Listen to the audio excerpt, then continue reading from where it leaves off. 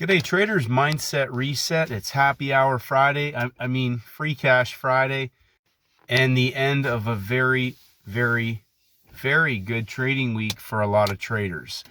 Today, we're going to talk about instrument selection and a couple of other little things. Just to close out the week, a couple of homework bits. Over the weekend, I'm definitely going to get an opportunity to sit down. I've been single parenting this week, so it's been a hectic week on top of everything else. So first and foremost, instrument selection obviously is where you will have the edge. If you have a basket of instruments and then you're narrowing it down to 2 or 3. Now, obviously, we've talked about gold, oil, and the indexes all move. They move, and some traders don't like the volatility. Obviously, if you go to a longer time frame, 5-minute, 15-minute, that sort of scenario, which is what I use for my bigger thesis, then obviously, if traders start to put size on the volatility, scares them, the amount of movement, gold not so much. It can, obviously, on certain days.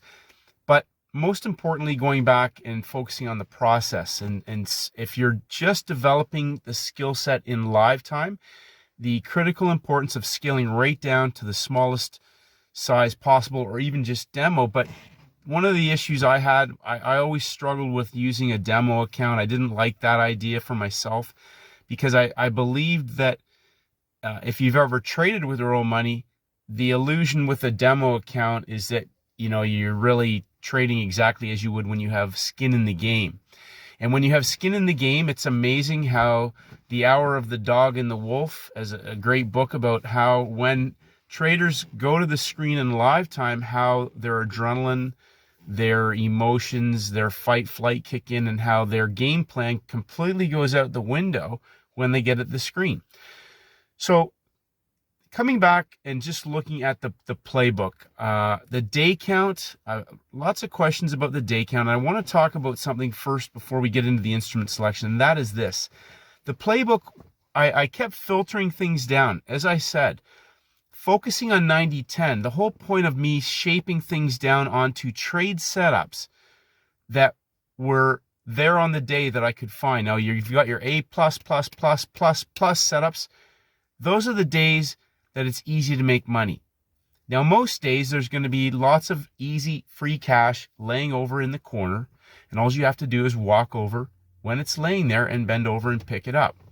The issue that most traders have, though, is they get into the market chasing moves. They're unaware of the illusion that's been painted for them that entices them into the market, which is why I keep putting up those charts of high of day, low of day at New York Open, because it shows that everything essentially is foo-foo dust or fairy dust or an illusion. There's the high and the low. That's it. And if you're inside, there's a high and a low. Somebody asked a question today, an excellent question. How do you know where the high and the low is if the day isn't complete yet? When New York opens, there's a high and a low of the day. And if we haven't broken yesterday's high or low, we're inside, which means that our underlying thesis is either going to be a buy low for a low of day, high of day opportunity, or a sell high setup for a high of day, low of day opportunity if that opportunity presents. Now, coming to gold, looking at oil was a first green day, as several traders pointed out, but it was a buy low opportunity, second hour explosive move. It went vertical, that capitulated on the New York Open, reversed for 50 pips, which was a 50% level of that high low to continue that long trade. Gold, 9:55 a.m., breaks the high and reverses at major round numbers with an existing broken down market. Now, the next thing, just before again we go into the instrument selection a bit more, is this. Wednesday, Thursday, Friday. I've had a couple people tell me that the day count doesn't matter. They've given up on that. I'll repeat this. It's really simple. Monday's day 1, Tuesday's day 2, and Wednesday's day 3. Wednesday is the midpoint range of the week. It's the middle of a 5-day template. Monday, Wednesday, Friday. Wednesday resets and becomes day 1, day 2, day 3 on Friday, which is our closing range of the week. Now, if you grasp that, within that, there can be other 3-day setups. There can be day 3 breakouts for other opportunities. We can have inside days. We can have a first green day, a first red day, but we have a Monday to Friday template. So if you go back, here's your first piece of homework. Go back over the weekend and scroll through and just look at your weeks on several instruments. Now remember, here's where the challenge is for a lot of traders. They're trying to curve fit something to one instrument all the time. Oh, you said that Monday, Wednesday, Tuesday, Wednesday was day 1, day 2, day 3, and nothing's set up. Why are you staring at one pair looking and trying to trade that? We're looking for the best setup on the day. I'm looking for the A++++ setups. If I can't find that, I'm going to look for the A+++ setups. And if I can't find that, I'm just going to go look for the A++ setups. Whether that's just a continuation low-hanging fruit trade, whether it's a high of day, low of session trade, whatever that is. So some days you're going to find the best one. There's lots to look at. I mean, you can't possibly follow 100 pairs. But what I do is this. Coming back to instrument selection, I follow the 6 major pairs. I very rarely ever trade New Zealand or Aussie dollar. And if I do it, typically I will look for something in the Asian session. So go back and scroll through your charts and find how many times a market like an Aussie, New Zealand, or Japanese yen trade well in every session, or in every US session, or in every London session, or in every Asian session. They don't typically, but if they're going to move and their cross rates, most likely they'll probably move in the Asian session.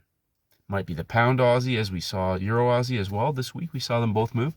I'm only looking for 1 or 2 out of a whole basket in the week, maybe on front side on a day 2 or a day 3 for a parabolic trend breakout or continuation trade, or on the back side, a first red day capitulation breakdown, as we saw on pound yen, Euro yen, and the Japanese yen. Now the Euro yen and pound yen moved in London. Japanese yen gave a 50 pip great trade, second hour, 50 pips in the US session on Free Cash Friday. So you have to understand, some traders are trying to curve fit every single instrument to a template, and by the time you do that, you've chased a garbage trade setup and you've missed the good ones because you're so fixated on trying to fix it to one instrument.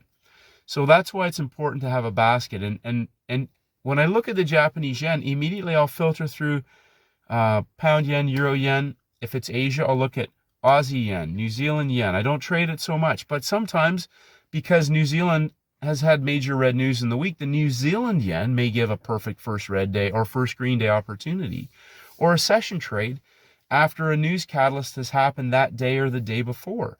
So use the calendar to your advantage and be thinking all the time about scrolling through the basket of instruments for the session that you're trading and looking at the bigger picture template. The day count matters.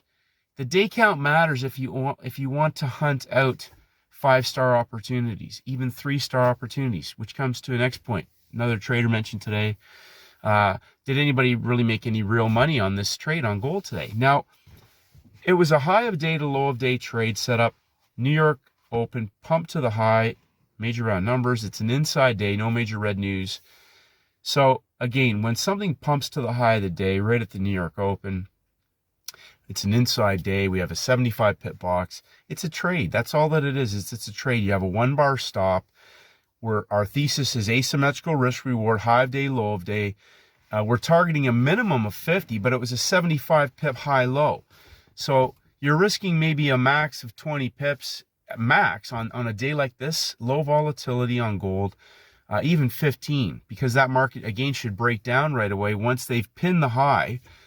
And my point is this: do you have to scale in full size on an inside day trade on a Friday where there's low volatility, no major red news, thesis is high of day, low day? No, it's a session trade, but that's an easy 50, 60, 75 pips. And all you had to do was place your stop like any other trade and your profit target. And once it broke through 50%, maybe, so we had peak formations building above 50% before it collapsed down. And first hour went down and cleared out the low of the day and began the pump. That's the dead giveaway. They made a lower low in the first hour and pumped it up. And then the New York Open took out the high. That's everything to the left is completely irrelevant. The chart is just that 3-hour window now. The low of the day and the high of the day. That's it. So the speed of price movement, the time it takes, as I mentioned in that post, it's designed to shake traders out of a winning trade. It gets them to second guess, should I hold on to this? Should I get out? It gets traders to try and counter trend that because they think, oh, it's not going anywhere. And they're cherry picking and they're inside. They're inside not only the high and the low of the day, but they're inside of yesterday's range. You're just inside. So the next thing it does is it gets traders trying to get into the move with poor quality fills. You're down at 50% already of the move of the range, and it's in a creeping trend. So that whole time, once you're in now, you've got to sit in that trade. You can't go to break even. You can't take profits. You've got to sit there, and that's agony. So again, understanding I'm either at the high or the low, and if I'm inside, that's stressful. That's risky. We're not talking about a shortened M or a shortened W after a peak formation. We're talking about a market that now is creeping down. It's making lower lows, lower highs, but it's a creeping trend. Difficult to hold on to those. So coming back to that point, if you take a trade at the high of the day, your target is the low of the day, you've got a 3-to-1 roughly risk-reward, reward-to-risk opportunity. It's just a trade. Get your head around that. It's just another trade in a series of trades over a long time frame. It's not the be-all, end-all. It doesn't decide your fate as a trader. It's a trade setup at the high of the day. Target is the low of the day. So instrument selection is paramount. On the indexes today, I perceived the DJ30 as the strongest of the three, meaning that it put a low of the day in place in the 15-minute chart prior to the New York Open. The NASDAQ was continuing to work into the low. The S&P, similar to the DJ30, not quite as clean, but still working into the low, and made a low of the day. So once the low of the day was put in place, now we have a lower high of the day made in London. They broke out of the low of the day from yesterday. That now is a significant level, but we're outside 3 levels on the DJ30. 150 pips, 350 pip boxes below the low of the day. That is free cash. No major red news on the calendar. They've gone down and put a low of the day in the first hour in place. It gave a perfect vertical spike into that low of the day, the first minute of the DJ30, inside of the high of the session from the first hour. That's my rectangle now for a measured move range expansion target, targeting back to not only the breakout level, but potentially to the high of the day, which it did. That market took out the breakout level and then progressed to continue to auction higher back to the high of the day.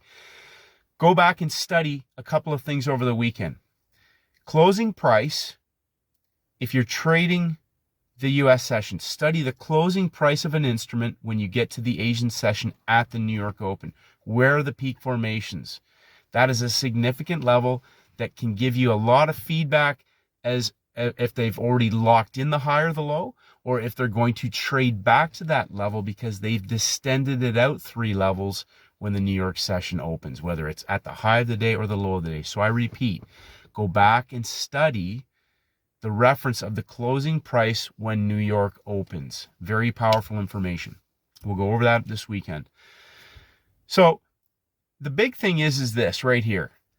If you go back and start looking at the high and low of the day on the day itself, whether they've broken out of levels or staying inside at the New York Open, and understanding, am I in a breakout and a continuation trade, and they're getting you to trade into the breakout as order flow for a low-hanging fruit continuation? Or are you now in the pullback for the continuation or at the high or low of the day when the session begins? So we have low-hanging fruit and we have low of day, high of day opportunities. If there's nothing there, or if it's a messy chart because maybe the instrument that you've selected isn't going to trade that well in that session, why is that? Because maybe they're building order flow for an Asian session parabolic move. Think about that. Go back and study your basket of instruments.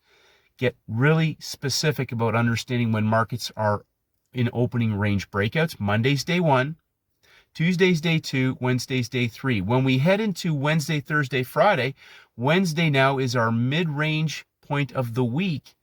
And those high-low reference points, if we've broken higher or lower, okay, if it's an inside day, well, what do we have then from the playbook? the inside day trade opportunity. If it's a higher high or a lower low, guess what we have now? We have a high-low reference point heading into Free Cash Friday as our new reference points for either a failed breakout reversal or a parabolic continuation trade, whatever those opportunities may, or nothing at all, because that's a junk chart and we need to find a better setup on a better instrument. Free Cash Fridays, soon to become Happy Hour Fridays. A fantastic week. Congratulations to the traders who nailed it. This game is winnable, traders, in a big, big way. Big way. 1% better every single day, but over the weekend, we'll talk about this in the videos. Thank you for your patience. It's been a crazy week here, single parenting. It's going to be a fantastic week ahead. As I mentioned at the beginning of the week, we had those daily charts. There was plenty of room for these markets to work down into, and we've seen them fill those gaps. Next week could be even bigger. Have a great weekend, traders. Love you and appreciate it. Enjoy your weekend. Stay healthy. 1% better every single day. And may the markets go with you.